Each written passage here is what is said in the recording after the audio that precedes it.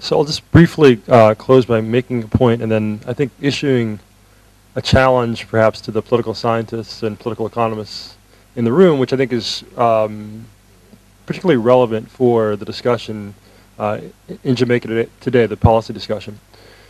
So on this, when Conrad and I wrote this paper, we were very limited in what we could talk about because the American Economic Review Papers and Proceedings really forces you to be brief. And I think in many ways that was a blessing, that we actually couldn't discuss a lot of other issues because I think it really highlighted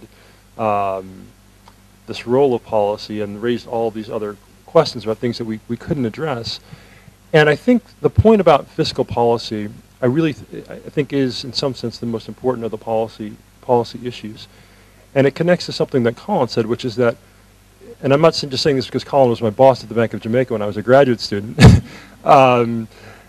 If you think about that example of Barbados negotiating wage cuts in 1992, instead of devaluing as the IMF had wanted them to do, they basically achieved the effect of a devaluation. But a devaluation is something that you do and you can't get society to agree to take wage cuts. It's basically a backdoor wage cut that the government can implement without political consensus. And the point is that I can't imagine any Jamaican imagining that Jamaica could have actually pulled it off at any point in its history, or maintain the kind of policies that would have been consistent with maintaining a fixed exchange rate. And I think the real question is why? Why is that? And I think the why does connect back to deep historical differences, potentially.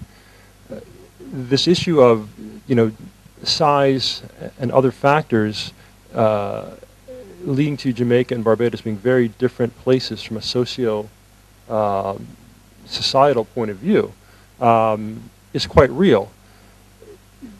Courtney Blackman, the former central bank governor of Barbados, points out that one of the differences that size made is that when emancipation occurred in the 1800s, because Barbados was such a small place and Jamaica was a relatively big place, was that the former slaves in Barbados ended up working side by side with their former masters, but they became wage earners, free wage earners.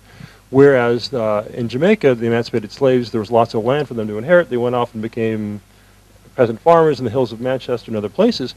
And the consequence of that was that they didn't grow up side by side with the British and had less access to education.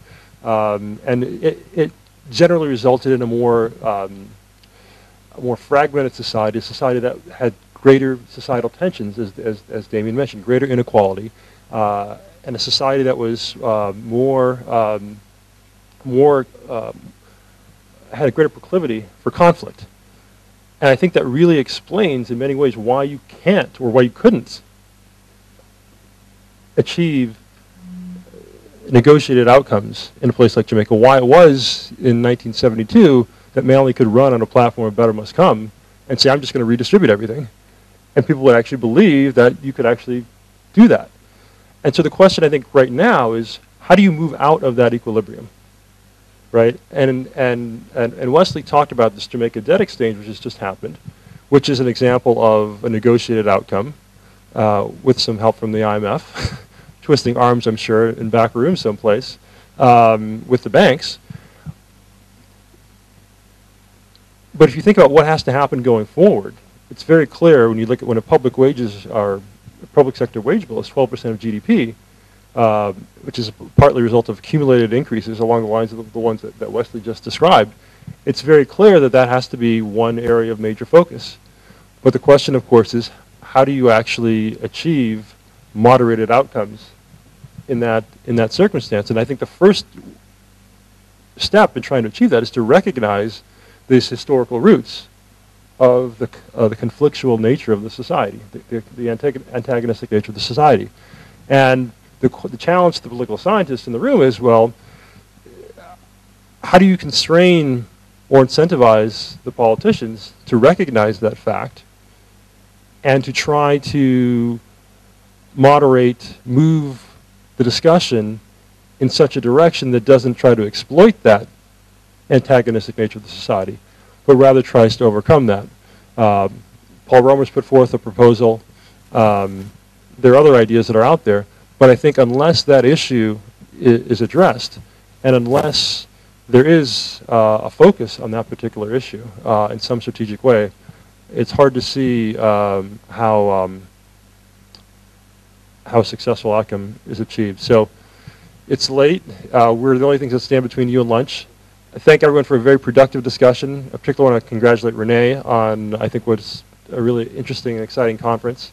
And it's great to have this kind of collaboration between University of the West Indies, Stanford, and to have all of our colleagues from North America here in the Caribbean.